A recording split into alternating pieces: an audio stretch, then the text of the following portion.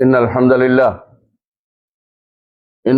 لله نحمده ونستعينه ونستغفره ونعوذ بالله من شرور أنفسنا ومن سيئات أعمالنا من يهده الله فلا مضل له ومن يضلل فلا هادي له وأشهد أن لا إله إلا الله وحده لا شريك له وأشهد أن محمدا عبده ورسوله يا أيها الناس اتقوا ربكم الذي خلقكم من نفس واحدة وخلق منها زوجها وبث منهما رجالا كثيرا ونساء واتقوا الله الذي تساءلون به والأرحام إن الله كان عليكم رقيبا يا أيها الذين آمنوا اتقوا الله حق تقاته ولا تموتن إلا وأنتم مسلمون يا أيها الذين آمنوا اتقوا الله وقولوا قولا سديدا يصلح لكم أعمالكم ويغفر لكم ذنوبكم ومن يطع الله ورسوله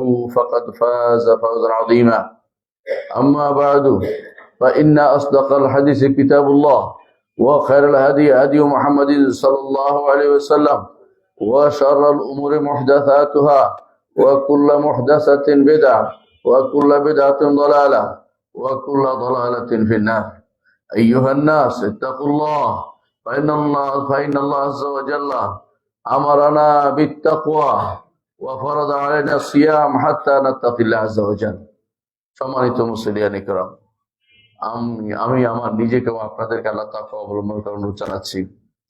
যেই তাকওয়া অবলম্বন করলে আমরা আল্লাহর জান্নাত পেয়ে ধন্য হতে পারবো। এই তাকওয়ার উপরেই আমাদের আখিরাতে জান্নাত পাওয়া নির্ভর করছে। যতক্ষণ পর্যন্ত কেউ মুত্তাকি না হবে জান্নাতে যেতে পারবে না। এই তাকওয়ার মাস হচ্ছে রমাদান মাস। আমরা এই তাকওয়া অর্জনের মাসে উপনীত হয়েছি। আমরা যে প্রথম কাজটি এই মাসে করবো তা হচ্ছে এই উপলব্ধি আমাদের আনতে হবে যে আমরা এমন একটা মাসে উপনীত হয়েছি যে মাসটির অনেক ফজিলত রয়েছে। প্রথম কাজ হচ্ছে উপলব্ধি। অনেক কিছুই আমরা পার করে ফেলছি, মাসের পর মাস, জীবনের দিনের পর দিন পার হয়ে যায়, কিন্তু উপলব্ধি আসে না যে আমরা এমন একটি গুরুত্বপূর্ণ মাসে উপনীত হয়েছি। মুহাম্মদ রাসূলুল্লাহ সাল্লাল্লাহু আলাইহি ওয়াসাল্লাম এই মাসে উপনীত হওয়ার আগে তিনি সবাইকে সুসংবাদ জানাতেন যে একটি মাস আসতেছে, এই মাসে তোমাদের জন্য এই এই এই উপকারিতা রয়েছে। মুহাম্মদ রাসূলুল্লাহ সাল্লাল্লাহু আলাইহি ওয়াসাল্লাম তিনি সুসংবাদ জানাতেন সাহাবায়ে কেরামকে, বলতেন যে একটি মাস এসেছে, বরকতময় মাস। এই মাসে তোমাদের উপর সওম ফরজ করা হয়েছে। এই মাসে জান্নাতের দরজাসমূহ খুলে দেয়া হয়, জাহান্নামের দরজাসমূহ বন্ধ করে দেয়া হয়, শয়তানদেরকে বেঁধে ফেলা হয়। এখানে এই মাসে একটি রাত আছে, যে রাত হাজার মাসের চেয়ে উত্তম। যে ব্যক্তি, রাসূল বলেছেন, যে ব্যক্তি এই রাতের কল্যাণ থেকে যে বঞ্চিত হলো সে তো বঞ্চিত হলো। অর্থাৎ মুহাম্মদ রাসূলুল্লাহ সাল্লাল্লাহু আলাইহি ওয়াসাল্লাম তিনি আমাদেরকে এই মাসটা উপলব্ধি করার জন্য আমাদের আহ্বান জানিয়েছেন যে মাসের উপকারিতা সম্পর্কে জানা দরকার। রাসূলুল্লাহ সাল্লাল্লাহু আলাইহি ওয়াসাল্লাম বলেছেন যে প্রতিদিন ডাকতে থাকে একজন, এসে আকাশ থেকে ফেরেশতা এসে ডাকতে থাকে যে কল্যাণ যদি চাও তাহলে এগিয়ে আসো, আর অকল্যাণ চাইলে তুমি বন্ধ করো। এবং প্রতি রাত্রিতে আল্লাহ তাআলা এই মাসে আল্লাহ কাউকে না কাউকে, অনেক মানুষকে আল্লাহ তাআলা জাহান্নাম থেকে মুক্তি দেন। এই বিশাল সুযোগ, আমরা এই মাসে উপনীত হয়েছি, একটি দিন পার হয়ে গেছে। আর এভাবে ধীরে ধীরে একদিন দেখবেন যে রমাদান শেষ হয়ে গেছে। আমাদের হিসাবের খাতায় কি উঠেছে, তখন শেষে দেখবেন যে আসলেই সময় মতো কাজ করতে পারেনি। শেষে এসে দৌড়াদৌড়ি করব, কিন্তু কোনো ফল পাওয়া যাবে না। যেন প্রথম থেকেই আমাদের কাজগুলি করতে হবে, উপলব্ধি করতে হবে যে একটা মাস এসেছে, আল্লাহ এই মাসে ইবাদত করার জন্য পরিবেশ তৈরি করে দিয়েছেন। পরিবেশ কি? শয়তানগুলোকে বেঁধে ফেলা হয়। বড় বড় অন্যায় কাজ তারা করতে পারে না। বড় অন্যায় কাজগুলি তারা করতে পারে না। অনেকগুলো অন্যায় হয় কেন? কারণ গত 11 মাস যে আমাদেরকে যে সমস্ত খারাপ যে ওয়াসওয়াসা দিয়েছে, সেগুলো কুমন্ত্রণা আমাদের অন্তর রয়ে গেছে। এই জন্য খারাপ কাজ হয়, খারাপ কাজ পুরোপুরি বন্ধ হয়নি। কিন্তু আল্লাহ তাআলা যে সবচেয়ে খারাপ যে জিনগুলো আছে, শয়তানগুলো আছে, সেগুলোকে বেঁধে রেখেছেন। আর জান্নাতের দরজাগুলো খুলে দিয়েছেন যেন ইবাদত করলে জান্নাতে যাওয়া যায়। জাহান্নামের দরজাগুলো বন্ধ করে দিয়েছেন, যাতে করে জাহান্নামে যাওয়ার আগে মানুষ তওবা করে জান্নাতের পথে যেতে পারে। আল্লাহর পক্ষ থেকে যেখানে সময়, বিশেষ সময় দেয়া হয়েছে, ওই সময়টাকে গুরুত্ব দেওয়া উচিত।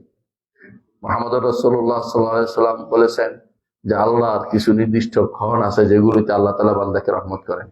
কিছু দিন আছে, কিছু নির্দিষ্ট দিন আছে, ঠিক নির্দিষ্ট দিনের মধ্যে নির্দিষ্ট ক্ষণ আছে। আল্লাহ তাআলা মানুষের মধ্যে তিনি পছন্দ করেছেন মুহাম্মদ রাসূলুল্লাহ সাল্লাল্লাহু আলাইহি সাল্লামকে। এই দিনগুলোর মধ্যে, মাসগুলোর মধ্যে উত্তম মাস হচ্ছে রমাদান, যে মাসে তিনি বান্দাদেরকে ক্ষমা করেন। আবার ক্ষণের মধ্যে আছে আসর থেকে, শুক্রবার আসর থেকে সূর্য ডুবা পর্যন্ত এই সময়। অনুরূপভাবে আরো অন্যান্য সময় যেগুলিকে আল্লাহ পছন্দ করেছেন। আল্লাহ পছন্দ করার সময় আমরা আল্লাহর কাছে চেয়ে নিতে হবে। যে সময়টা আল্লাহর কাছে বেশি প্রিয়, বান্দা শেষ রাত্রিতে আল্লাহর কাছে দোয়া করবে, যাতে করে আল্লাহ তাআলা সেকে তখন নেমে আসেন প্রথম আসমানে এবং তিনি ডাকতে থাকেন, কে আছে আমার কাছে চাইবে আমি তাকে দিব, কে আছে আমার কাছে ক্ষমা চাইবে আমি তাকে ক্ষমা করে দেব, কে আছে আমার কাছে কোনো কিছু চাইবে আমি তার দোয়া কবুল করব। এভাবে আল্লাহ তাআলা শেষ রাতে ডাকতে থাকেন। রমাদান মাস আল্লাহ তাআলার রহমতের মাস, বরকতের মাস, ক্ষমার মাস, জান্নাত জাহান্নাম থেকে মুক্তির মাস। এই মাসের যে বরকত অন্য সমস্ত মাসের চেয়ে বেশি। সুতরাং এই মাসের উপলব্ধি আমাদের আসা উচিত যে এই মাসে আল্লাহ তাআলা কি না রেখেছেন এই মাসের ভিতরে। এই মাস সে যদি কোনো আমাদের থেকে চলে যায় আর আমরা যদি এটাকে কাজে লাগাতে না পারি, তাহলে হতভাগা বিবেচিত হব। এই জন্য এই মাসের প্রথম কাজ হচ্ছে উপলব্ধি আনা। যারা অন্তর উপলব্ধি আসে নাই যে রমাদান মাস, যাদের অন্তরে আনন্দ আসেনি রমাদান মাসে, তাদেরকে কিভাবে আপনি সেটা দিতে পারেন। সলফে সালেহীন 6 মাস দোয়া করতেন যেন রমাদান মাস পান, আর 6 মাস দোয়া করতেন আল্লাহ যেন রমাদান মাসের আমল কবুল করে। এইভাবে তারা পুরো বছরটা রমাদান মাস কেন্দ্রিক করে ফেলতেন।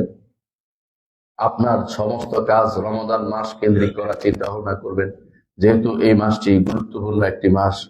এই মাসে যে উপকারগুলো আল্লাহ তাআলা দিচ্ছেন, তার মধ্যে একটি বড় উপকার হচ্ছে প্রতিটি কাজের সওয়াব বেশি বেশি করে দেয়া, বেশি বেশি করে কাজের সওয়াব দেয়া। যে কোনো কাজ আপনি করবেন, এটাতে এই মাসে বেশি বেশি করে সেটা সওয়াব পাবেন। আল্লাহর পক্ষ থেকে বিশেষ রহমত সেটা। এই মাসে যে কাজগুলি আমাদের করা দরকার, তার মধ্যে একটি প্রথম কাজ হচ্ছে আমরা সওম পালন করব। সওম পালন করব, অনেক কিছুই করে সওমটার ব্যাপারে গুরুত্ব দিতে হবে। সওম অর্থই হচ্ছে বিরত থাকা, খাবার পানীয় এবং স্ত্রী সহবাস থেকে বিরত থাকা, এটা হচ্ছে সওম। এবং এটা নির্দিষ্ট সময় থেকে নির্দিষ্ট সময় পর্যন্ত, সেটা হতে হবে সুবহ থেকে সূর্যাস্ত পর্যন্ত। সূর্যাস্ত পর্যন্ত, রাত পর্যন্ত না, সূর্যাস্ত পর্যন্ত। এটাই রাত নয়, যারা অনেকে মনে করে থাকেন সেটা নয়। অর্থাৎ সূর্যাস্ত হলেই রাত চলে এসেছে, সেটা পর্যন্ত আমাদেরকে সওম পালন করতে হবে। সওমের ব্যাপারে আল্লাহ রাসূল সাল্লাল্লাহু আলাইহি সাল্লাম বলেছেন যে আলাইকা বিসসাওম ফাইন্নাহু লা মিসলা লাহু, তুমি সওম পালন করবে, সওমের মতো কোনো কিছু আর নেই। এক সাহাবী রাসূলুল্লাহ সাল্লাল্লাহু আলাইহি ওয়াসাল্লামকে জিজ্ঞাসা করছে, ইয়া রাসূলুল্লাহ, এমন একটি আমল আমাকে বলুন যে আমলটি করলে আমি জান্নাতে প্রবেশ করব। মুহাম্মদ রাসূলুল্লাহ সাল্লাল্লাহু আলাইহি ওয়াসাল্লাম বলেছেন যে সেটা হচ্ছে সওম তুমি পালন করো, আলাইকা বিসসাওম, কারণ সেটার মতো আর কোনো ইবাদত নেই।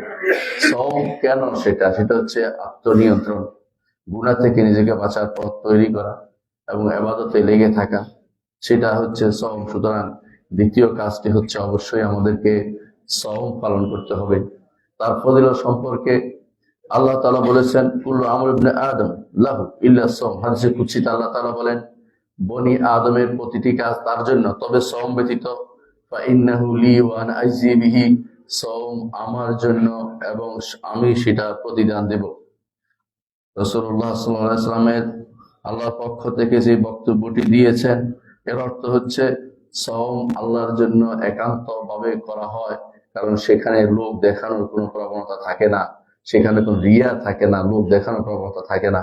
তার দেখানোর কোনো কিছু নেই, সে তো খায় না, সে তো পান করে না, দেখানোর কোনো কিছু নেই। এই জন্য সেটা আল্লাহ তাআলা সেটার প্রতিদান নিজেই দিবেন। এই জন্য আল্লাহ নিজের দিকে সম্পৃক্ত করেছেন। আল্লাহ তাআলা নিজে বলেছেন, ইয়া আইয়ুহাল্লাযীনা আমানু কুতিবা আলাইকুমুস সিয়াম, এটা ফরজ করে দিয়েছেন, সুতরাং নফল নয়। এই মাসের প্রথম কাজ হচ্ছে যে আমরা সওম পালন করব যথাযথভাবে, যেভাবে আল্লাহ তাআলা আমাদেরকে নির্দেশ দিয়েছেন সেভাবে করব।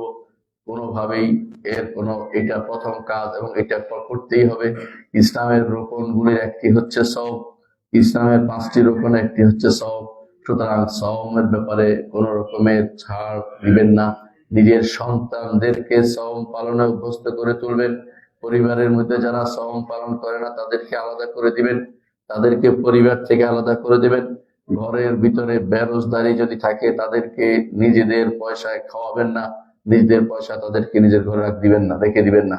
যারা বেরোজগারি হবে তাদেরকে ঘর থেকে বের করে দিবেন, কারণ এরা বেরোজগারি হয়ে আপনার ঘরে থাকা অর্থ হচ্ছে আপনি সেটা অন্যায়কে মেনে নেওয়ার কোনো বৈধতা নেই। একজন যখন সওম রাখে, রাসূলুল্লাহ সাল্লাল্লাহু আলাইহি ওয়াসাল্লাম বলেছেন, তার মুখের না খাওয়া জনিত গুনাহ, না খাওয়া জনিত গন্ধ, সেটা আল্লাহর কাছে মিস্কের চেয়ে বেশি প্রিয়।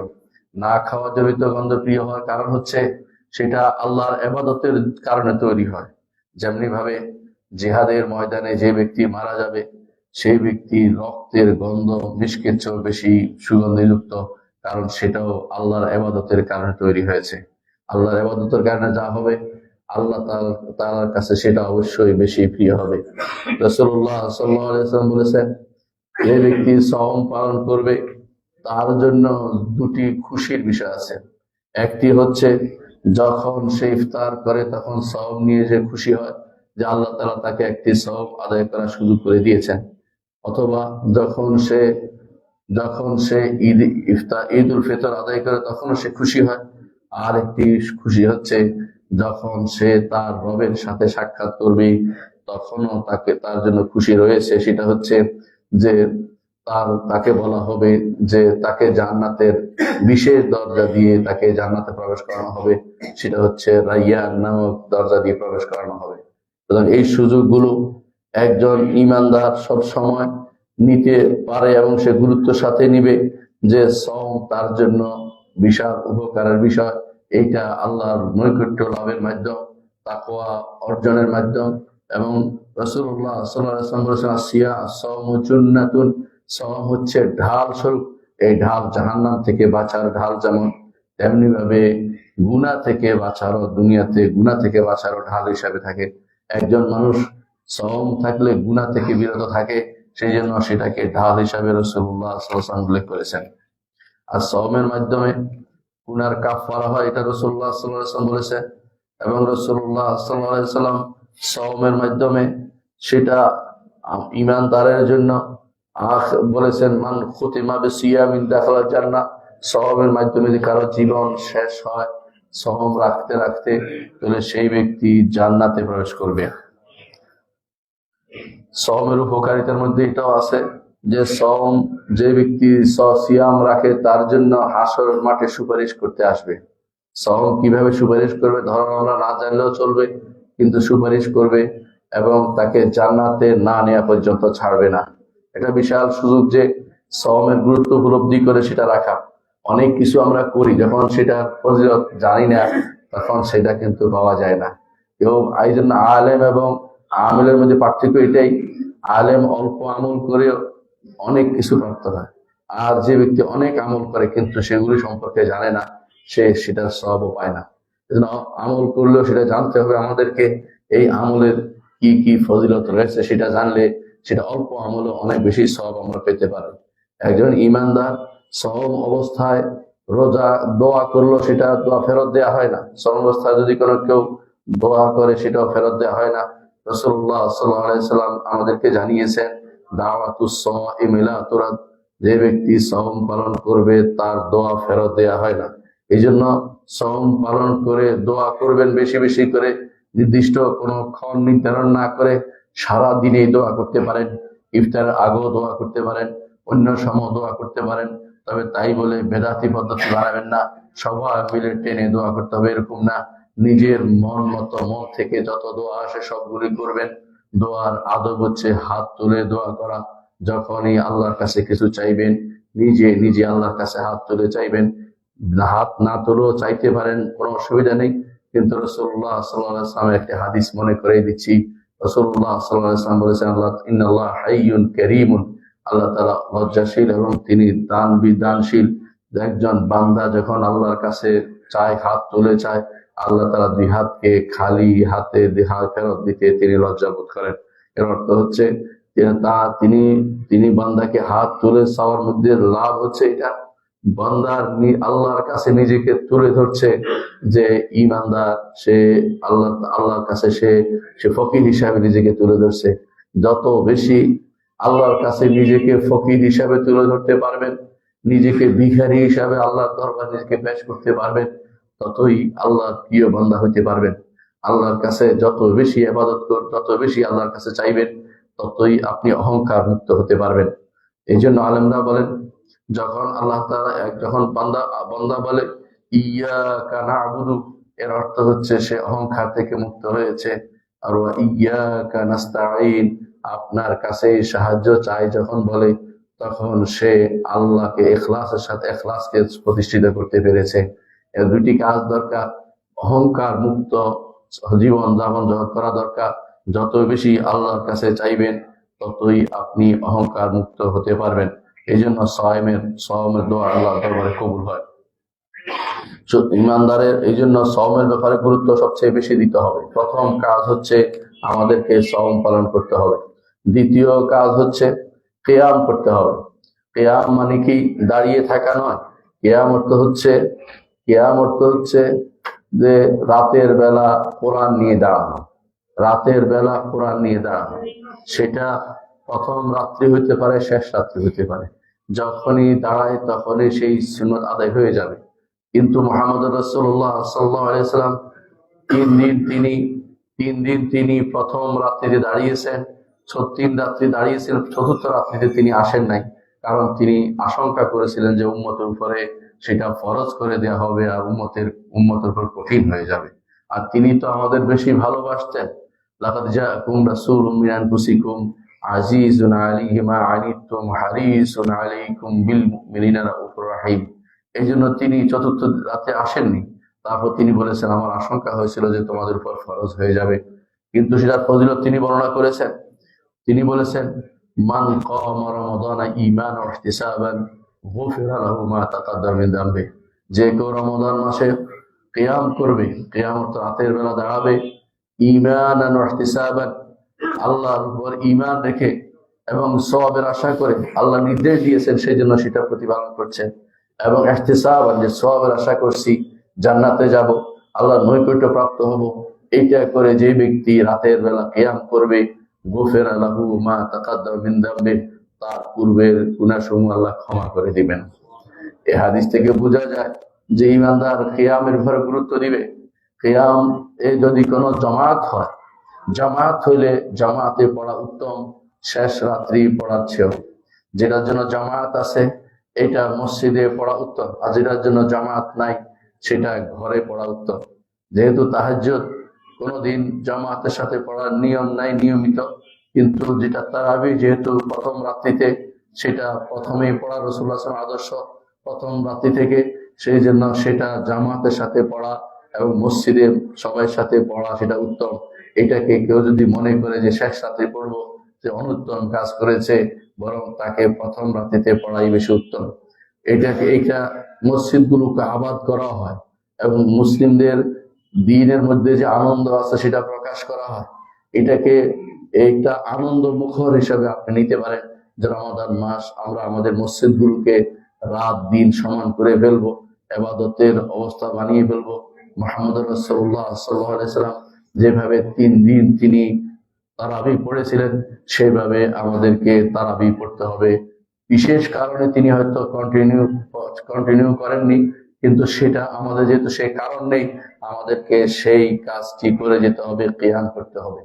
কিয়ামের জন্য কোরআন বেশি তেলাওয়াত করা দরকার। সলফে সালেহীন রমাদান মাসে কিয়াম করতেন প্রচুর পরিমাণে।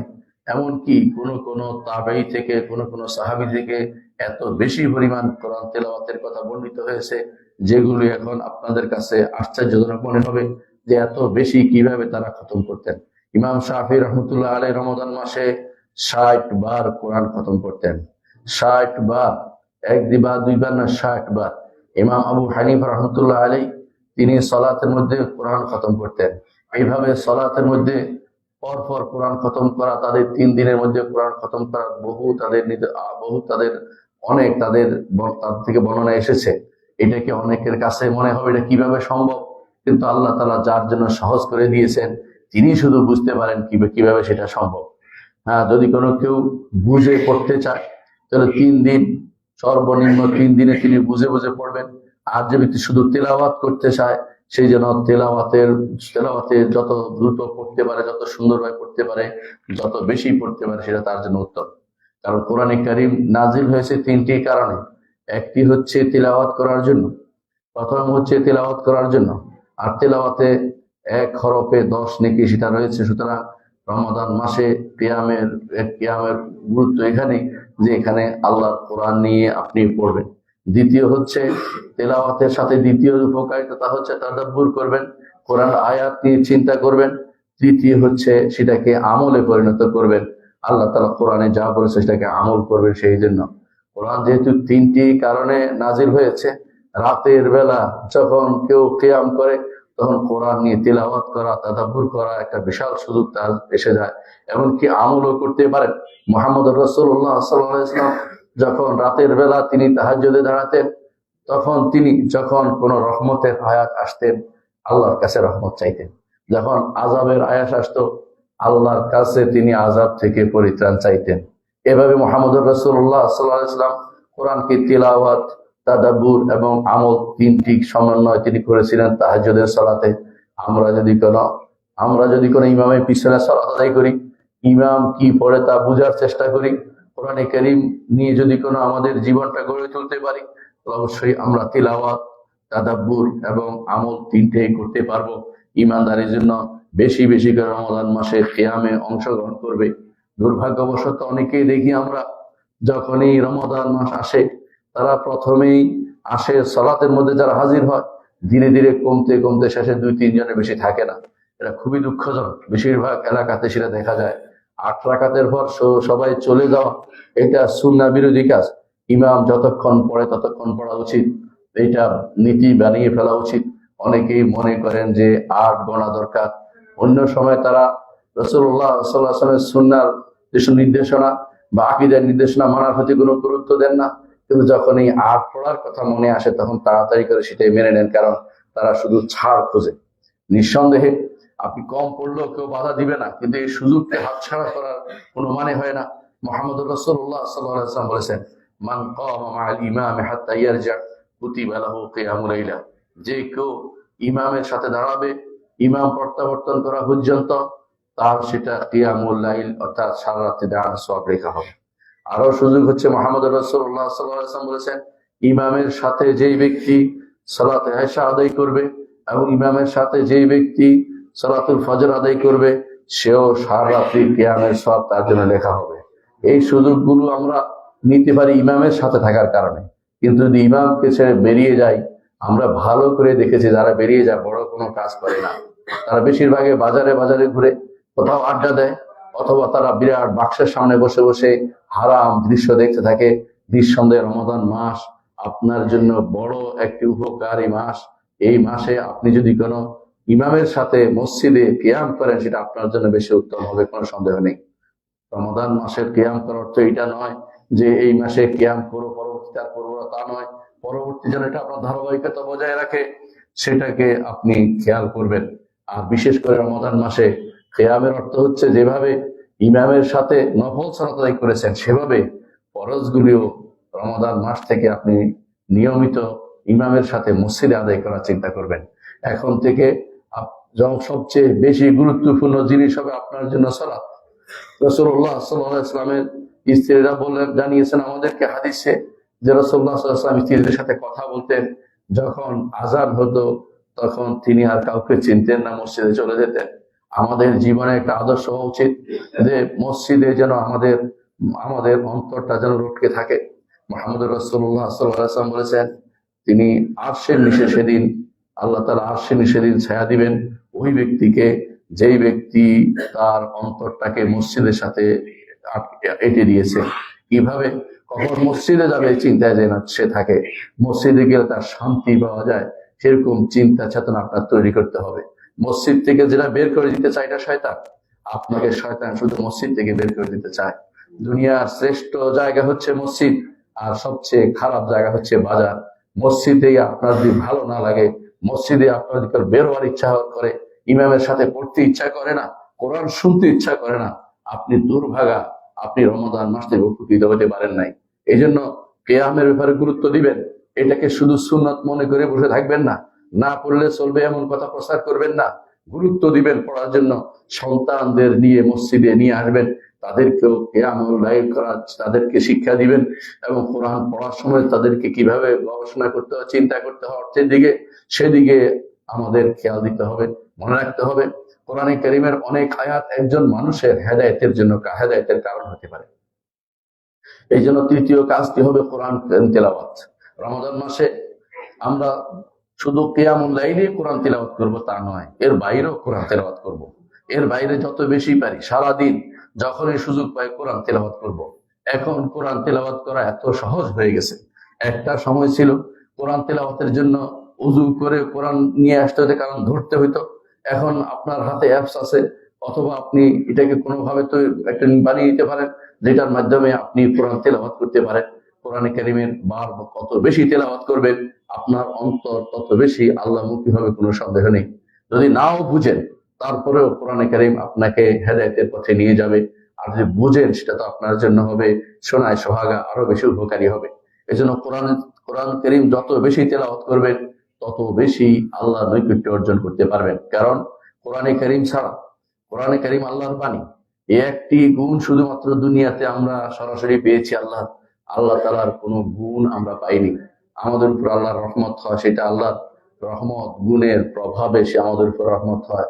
আল্লাহর ক্ষমা গুণের প্রভাবে আল্লাহ আমাদেরকে দুনিয়াতে ক্ষমা করেন, কিন্তু দুনিয়াতে আল্লাহর কোনো গুণ নেই। আল্লাহর একমাত্র গুণ দুনিয়াতে, সেটা হচ্ছে আল্লাহর বাণী। যে ব্যক্তি আল্লাহর বাণীকে যত বেশি ভালোবাসবে, আল্লাহর কাছে তত বেশি সে ব্যক্তি প্রিয় হবে।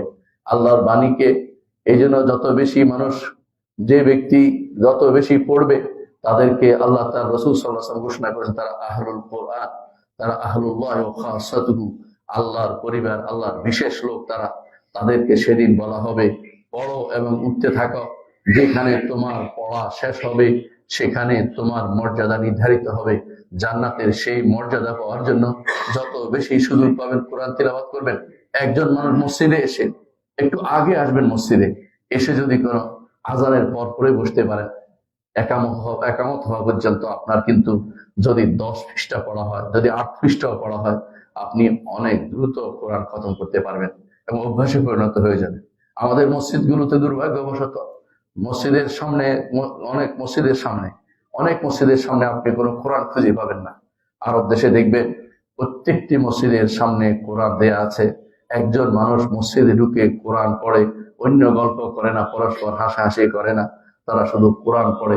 আপনার আমার অভ্যাস করা উচিত, মসজিদে ঢুকে আল্লাহর ঘরে আল্লাহর বাণী নিয়ে ততক্ষণ বেশি আল্লাহর সাথে কথোপকথন চালিয়ে যায়।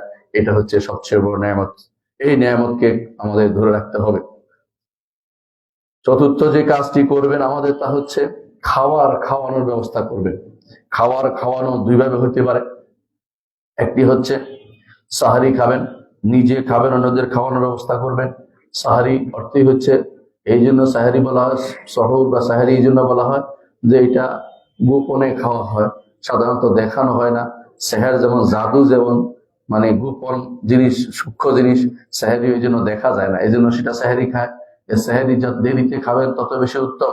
মুহাম্মদ রাসূলুল্লাহ সাল্লাল্লাহু আলাইহি ওয়াসাল্লাম আমাদেরকে বলেছেন দেরিতে সাহারি খেতে। তিনি দেরিতে সাহারি খাওয়ার জন্য আমাদের বলেছেন, তিনি উত্তম বলেছেন। এই জন্য সাহারি দেরিতে খাবেন। সাহারিতে বেশি খাওয়া জরুরি নয়, যতটুকু না হলে আপনার পিঠ সোজা হবে না, ততটুকুই আপনার সাহারির জন্য যথেষ্ট। দ্বিতীয় কাজটি করতে পারেন, সেটা হচ্ছে সওম পালনকারীদেরকে আপনি ইফতার করাবেন। বর্তমানে যে অর্থনৈতিক মানুষের ভালো অবস্থা বিরাজ করছে, তাতে অনেকে হয়তো মনে করে যে আমি কেন সবার সাথে ইফতার করব, এটা অহংকার অহংকার বলে বিবেচিত হবে। আপনি চেষ্টা করবেন সবার সাথে ইফতার করতে, মানুষের সাথে ইফতার করতে, এতে করে নিজেও অন্যদেরকে সওয়াবের অধিকারী করলেন।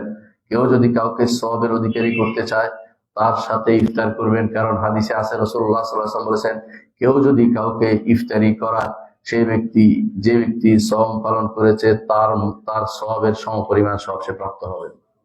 এটা বিশাল উপকার।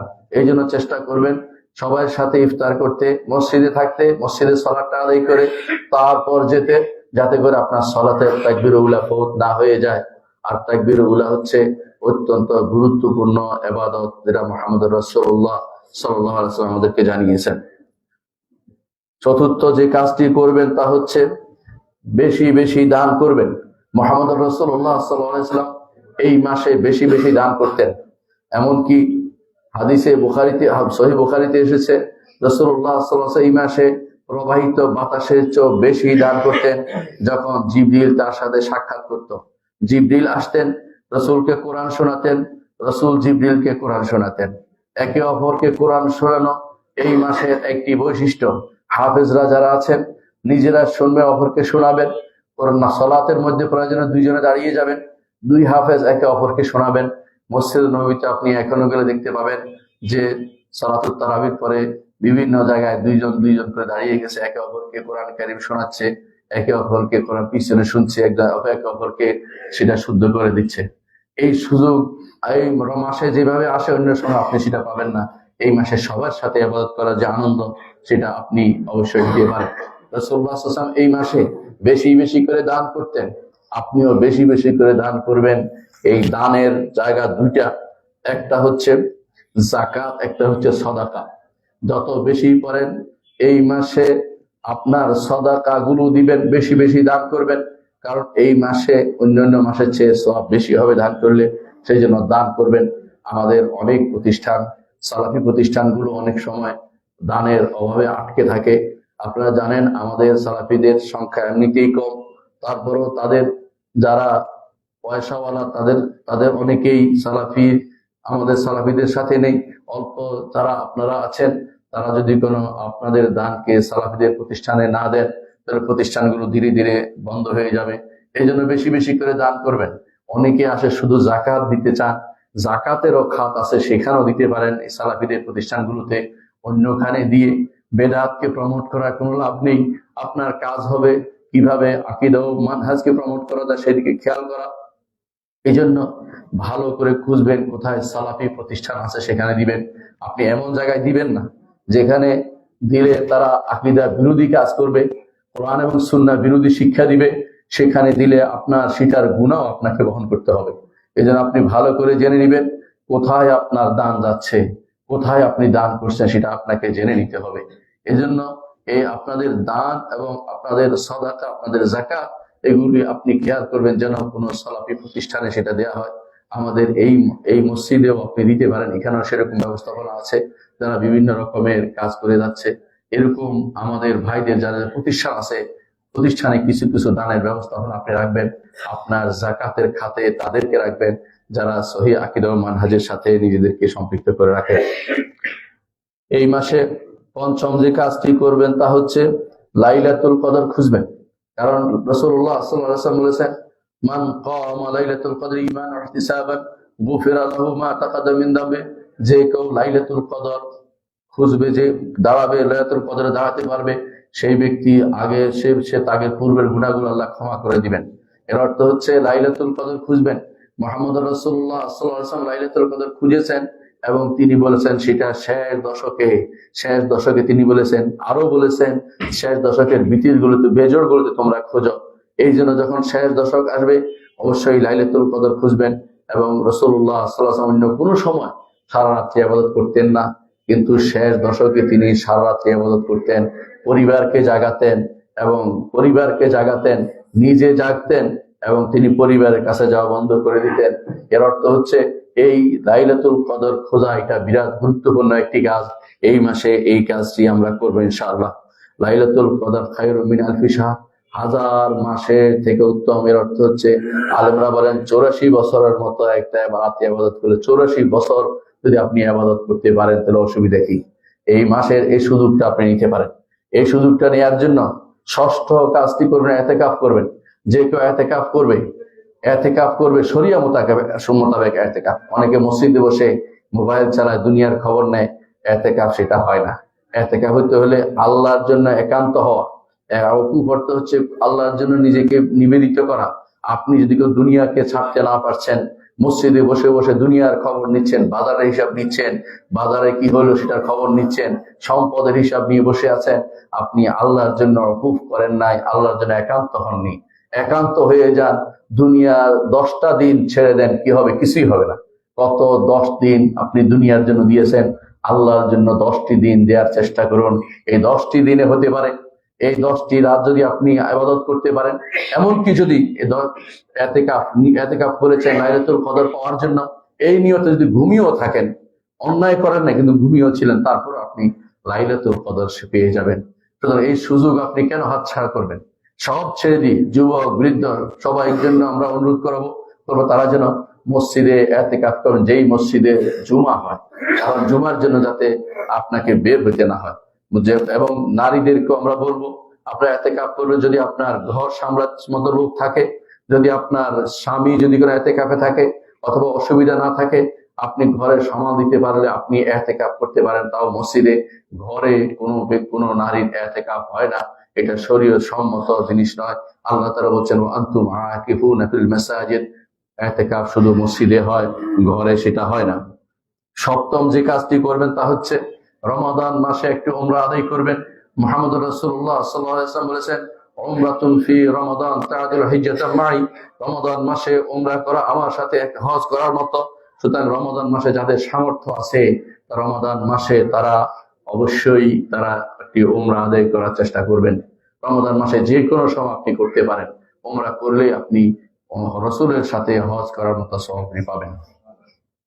অনেকে বলতে পারেন আমাদের তো যাওয়ার সুযোগ নেই। আপনার যাওয়ার সুযোগ নেই, কিন্তু আপনাকে আরেকটা ভিন্ন একটা পথ আছে। সেটা হচ্ছে আপনাকে আরেকটি কাজ যদি করতে পারেন, আপনি মসজিদে ফজরের পরে আপনি যদি মসজিদে সূর্য ওঠা পর্যন্ত বসে ইবাদত করতে পারেন, কোথাও না গিয়ে, অর্থাৎ কোরআন তেলাওয়াতের মধ্যে কাটাতে পারেন, আজকার গুলি পড়তে পারেন, সূর্য ওঠার পরে যদি আপনি 2 রাকাত পড়তে পারেন, আপনি পূর্ণ হজ এবং পূর্ণ উমরার সওয়াব পেয়ে যাবেন। এটাও আপনি রমাদান মাসে বাস্তবায়ন করতে পারেন, যাতে পরবর্তী জীবনে এটা আপনার থেকে ছুটে না যায়। মনে রাখবেন, ইবনে তাইমিয়া রাহমাতুল্লাহ আলাইহি তিনি ফজরের পরে ঘুমাইতেন না, তিনি বেশিরভাগ সময় ইবাদত করতেন। এই সময়টা এবং বলতেন, এগুলি আমার সারাদিনের শক্তি, এগুলি যদি কোনো আমি না করি তাহলে আমার শক্তি ক্ষয় হয়ে যায়। এই জন্য ফজরের পরে বেশিরভাগ সময় ইবাদতে কাটাবেন। আজকার গুলি, সালাতের পরে জিকির গুলো পড়বেন, সকালবেলা জিকির গুলো পড়বেন, কোরআন তেলাওয়াত করবেন এবং মসজিদ থেকে বের হবেন, অপেক্ষা করবেন এই 2 রাকাত পড়ার জন্য। এর মাধ্যমে পূর্ণ হজ এবং পূর্ণ উমরার সওয়াব আপনি প্রাপ্ত হবেন। এই সুযোগ নিতে পারেন। আমাদের রাত এখন অনেক বড়। যদি কেউ তারাবি পড়ে এসে ঘুমিয়ে যায়, শেষ রাত্রি খাওয়ার পরে যদি কেউ নামাজ পড়ে, ফজরের সালাত পড়ে, এরপরে যদি সে বসে, কোনো ক্ষতির কোনো কারণ নেই, আলহামদুলিল্লাহ এটা করতে পারে, চেষ্টা করলে সেটা করতে পারবেন।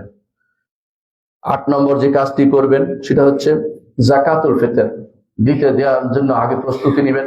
ইবনে ওমর রাদিয়াল্লাহু আনহু বর্ণিত আছে, তিনি রমাদান মাস শেষ হওয়ার 2-3 দিন আগ থেকে তিনি দেওয়া শুরু করতেন। যাকাতুল ফিতর দিবেন যাতে করে মানুষের ঘরে ঘরে খাবার পৌঁছে যায়। যাকাতুল ফিতর অবশ্যই দিবেন খাবার দিয়ে। রাসূলুল্লাহ সাল্লাল্লাহু আলাইহি ওয়াসাল্লাম যেভাবে দিতেন সেভাবে দেওয়ার চেষ্টা করবেন, কোনো রকমের কিয়াস করার চিন্তা করবেন না। নবম যে কাজটি করবেন, বেশি বেশি দোয়া এবং তাকবীর করবেন, তাকবীর দিবেন। আল্লাহ তাআলা যখন কোরআনে কারীমে আমাদেরকে সাওমের কথা বলেছেন, শেষে তিনি দোয়ার কথা বলেছেন। ওয়াইজা সাআলাকা ইবাদি আন্নী ফাইন্নী করিবুন উজিবু দাওয়াত দাঈ ইযা দাআন। আমার বান্দা যখন আমার ব্যাপারে প্রশ্ন করে, তখন তাকে বলুন যে আমি নিকটে, তার ডাকে সাড়া দেওয়ার জন্য তিনি নিকটে। তিনি আরশের উপর থেকেও বান্দার নিকটে, কারণ বান্দার ডাকে তিনি সাড়া দেন। যত ক্ষীণ স্বরে বলেন না কেন, তার থেকে সেটা গোপন থাকে না, তিনি সেটা জানতে পারেন। আপনার ডাকে সাড়া দেওয়ার জন্য তিনি নিকটে, যদিও তিনি আরশের উপরে। ঈমানদার এটাই বিশ্বাস করে থাকে। সুতরাং যত বেশি বারে রমাদান সহ অবস্থায় দোয়া করবেন এবং ওয়ালিতুকাব্বিরুল্লাহ আলা মা হাদাকুম, রমাদানের শেষে এসে বেশি বেশি করে তাকবীর দিবেন। যে সময় যখন দেখা যাবে আযান, যখন শাওয়াল মাসের রাত চাঁদ দেখা যাবে, তখন থেকেই তাকবীর দিবেন, আল্লাহু আকবার, আল্লাহু আকবার, লা ইলাহা ইল্লাল্লাহ, আল্লাহু আকবার, আল্লাহু লিল্লাহিল হামদ। অনেকে আমরা ফজরের পর থেকে শুরু করি, কিন্তু উত্তম হচ্ছে সেটা যখন চাঁদ দেখা যাবে তখন থেকে সেটা শুরু করা। দশম কাজ হচ্ছে বেশি বেশি তওবা ইস্তেগফার করা। যত বেশি বেশি তওবা ইস্তেগফার করবেন ততই আপনার রমজান ফলপ্রসূ হবে। 11তম কাজ হচ্ছে নিজেদের আত্মীয় স্বজনের খোঁজ নিবেন। নিজের আত্মীয় স্বজনের খোঁজ নিবেন। এই মাসে যা যা করবেন না, সংক্ষেপে বলছি, কিছু জিনিস আপনাকে ছাড়তেই হবে। রাসূলুল্লাহ সাল্লাল্লাহু আলাইহি ওয়াসাল্লাম আমাদেরকে জানিয়েছেন, মান লাম ইয়াদা কাওলা যুর ওয়াল আমালা বিহি, যে ব্যক্তি অন্যায় কথা, খারাপ কথা, খারাপ কাজ ছাড়তে পারবে না, ওয়াল জাহালা, মূর্খতা ছাড়তে পারবে না, ফালাইসা লিল্লাহি হাজাতুন আন ইয়াদা তাআমাহু ওয়া শারাবা, সেই ব্যক্তি খাবার ও পানীয় ছেড়ে দেওয়ার মধ্যে কোনো উপকারিতা নেই। এই জন্য অবশ্যই মনে রাখতে হবে কিছু জিনিস আপনাকে ছাড়তে হবে। যেগুলি আপনার সওয়াব নষ্ট করে সেগুলি ছাড়বেন। সেগুলি ছাড়বেন অর্থ হচ্ছে খাবেন না, পান করবেন না, দিনের বেলা স্ত্রীর কাছে যাবেন না, এবং জোর করে বমি করবেন না। কোনো কারণে আপনার যেন শরীর থেকে কোনো এমন কিছু, শরীর সওয়াব নষ্ট হয় এমন কিছু বের না হয়ে যায়, এবং সিগারেট পান করবেন না, কারণ এগুলি খাইলে আপনার সওয়াব নষ্ট হয়ে যায়।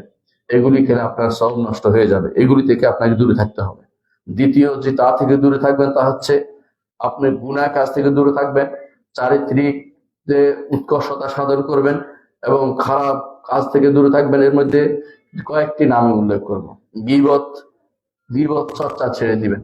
আপনার মুখে কি বলতেছেন সেটা আপনি অবশ্যই খেয়াল করবেন। এবং নামিমা, একে অপরের পিছনে লেগে থাকা ছেড়ে দিবেন। এবং দ্বিতীয় হচ্ছে খারাপ চরিত্র ছেড়ে দিবেন। দ্রুত রাগ করা ছেড়ে দিবেন।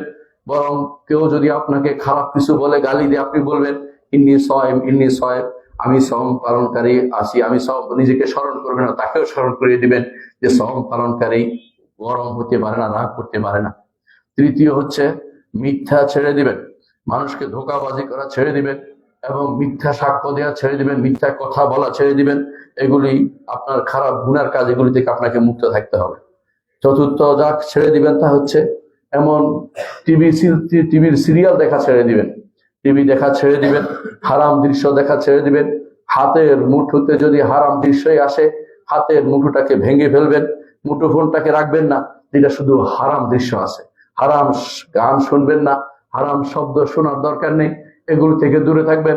কারণ রাসূল আমাদেরকে বলেছেন, মান লাম ইয়াদা কাওলা যুর ওয়া আমালা বিহি, সংক্ষিপ্ত কথা কিন্তু সব চলে আসছে, যে খারাপ কথা, খারাপ কাজ, মিথ্যা কথা, মিথ্যা কাজ ছাড়িয়ে দিতে হবে। এর অর্থ হচ্ছে হারাম জিনিস শোনাও যাবে না, হারাম জিনিস দেখাও যাবে না। আর সর্বশেষ একটি জিনিস হচ্ছে শায়া, অর্থাৎ হঠাৎ করে একটা জিনিস প্রচার করে দেয়া, অমুকে এত লাখ টাকা মেরেছে, অমুকে এত টাকা মেরে দেশ থেকে চলে গেছে, অমুকে এই কাজ করেছে, আপনি হয়তো জানেন না।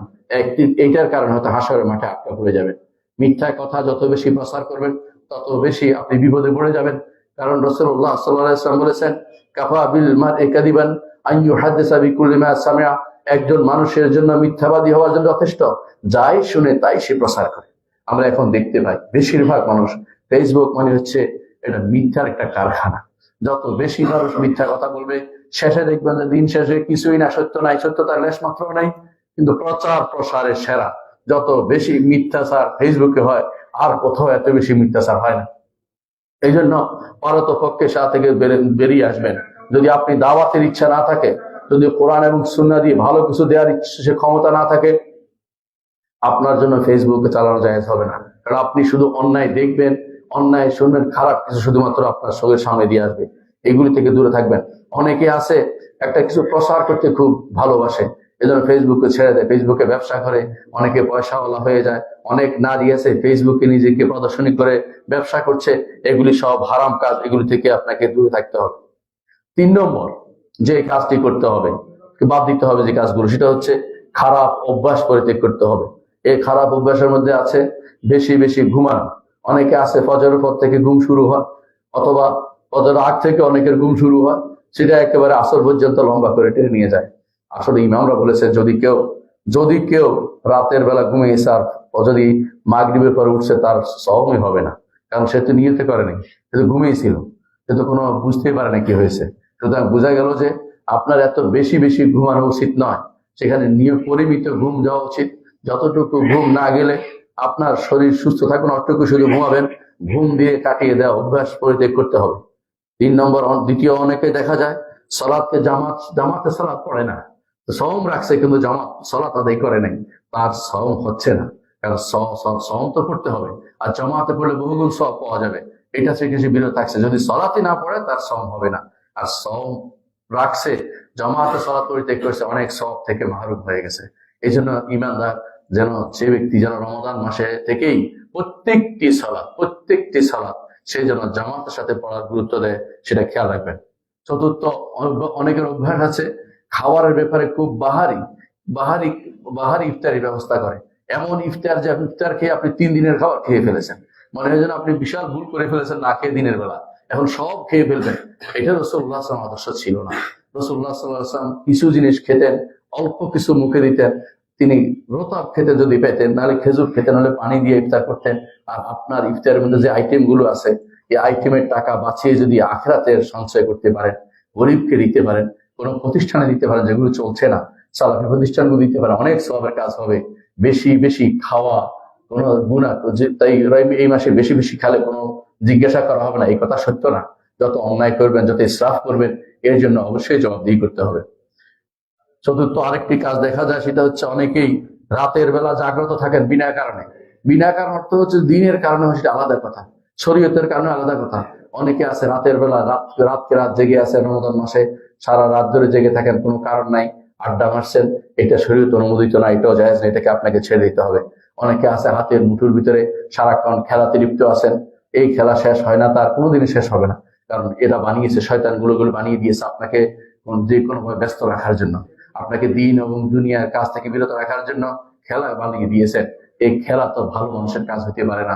দুনিয়ার জীবনকে খেলার সামগ্রী বানিয়ে দিয়েছে যারা, তারা দুনিয়াতে আসার উদ্দেশ্যই তারা হারিয়ে ফেলেছে। দুনিয়াতে আসার উদ্দেশ্য খেলা তামাশা নয়। অনেকে আছে সওম পালন করে, সওমের আহকাম জানে, বিধিবিধান জানে না। অবশ্যই বিধিবিধান জানা উচিত, এই জন্য শরীয়তের প্রতি গুরুত্ব দেওয়া উচিত। রমজান মাসে সওম সংক্রান্ত বিভিন্ন যে কোর্সগুলি হয়, সেগুলিতে অংশগ্রহণ করে সওম সম্পর্কে মাসালা জানা আপনার জরুরি রয়েছে। অনেকে আসে রমজান মাস আসলেও তার ইবাদতের ক্ষেত্রে কোনো অনুভূতি নেই, এটা ঠিক নয়। অনুভূতি আনতে হবে। রমজান মাসের শেষে এসে যেন আবার রমজান কখন যাবে এই টেনশন না পড়ে যাক, বা রমজান কেন দীর্ঘ হলে কি আপনার কি লাভ, সেটা যেন আপনার অনুভূতিতে আসে। আর যদি মনে করেন রমজান শেষ হয় না কেন, তাহলে বোঝা গেল যে আপনার ইবাদতের ক্ষেত্রে আপনার ত্রুটি হয়েছে, আপনার ইবাদত উপরে উঠেনি। এই জন্য রাসূলুল্লাহ সাল্লাল্লাহু আলাইহি ওয়াসাল্লাম হাদিসটিকে স্মরণ করে দিতে চাই। ইমাম ইবনে মাজাহ হাদিসটি বর্ণনা করেছেন, শাইখুল আলবানী সহিহ বলেছেন। তিনি বলেছেন, রুব্বা সাইমিন, বহু সওম পালনকারী আছে, লাইসা লাহু মিন সিয়ামিহি ইল্লাল জু', যে তার আখিরাতে তার কোনো প্রাপ্তি নেই, তার শুধু খুদ পিপাসা শুধুমাত্র বন্ধ করাই তার উদ্দেশ্য হয়, অর্থাৎ আল্লাহর কাছে তার কোনো প্রাপ্তি হয়নি। সে ব্যক্তি শুধু ক্ষুধা ভুকা থেকেছে, এটাই শুধুমাত্র তার প্রাপ্তি। রাসূলুল্লাহ সাল্লাল্লাহু আলাইহি ওয়াসাল্লাম আরো বলেছেন, রুব্বা কায়মিন, এমন অনেক কিয়ামকারী আছে, রাতের বেলা দাঁড়িয়েছে, লাইসা মিন কিয়ামিহি ইল্লা সাহার, শুধু রাত্রি জাগরণ ছাড়া সেখানে তার জন্য কিছুই লেখা হয় নাই। কারণ সে কিছুই বুঝে নাই, প্রয়োজন অতিরিক্ত কাজ করেছে, সে বুঝে নাই কেন সে কিয়াম করেছে, অর্থ বোঝার চেষ্টা করেনি, গুরুত্বের সাথে সে কিয়াম করেনি। এই জন্য এরকম যেন আমাদের কাজ না হয়। আল্লাহ আমাদের কাজগুলি কবুল করুন, অন্যায় থেকে বেঁচে থাকার তৌফিক দান করুন, এবং যেগুলো নিষেধ করেছে সেগুলো থেকে আমরা যেন বেঁচে থাকতে পারি, যেগুলো নির্দেশ দিয়েছে সেগুলো যেন পালন করতে পারি। আল্লাহর কাছে এই তৌফিক কামনা করছি। আকুলু কাওলি হাযা ওয়া আস্তাগফিরুল্লাহ লি ওয়া লাকুম ওয়া লিসাইরিল মুসলিমিন ফাস্তাগফিরুহু ইন্নাহু হুয়াল গফুরুর রহিম।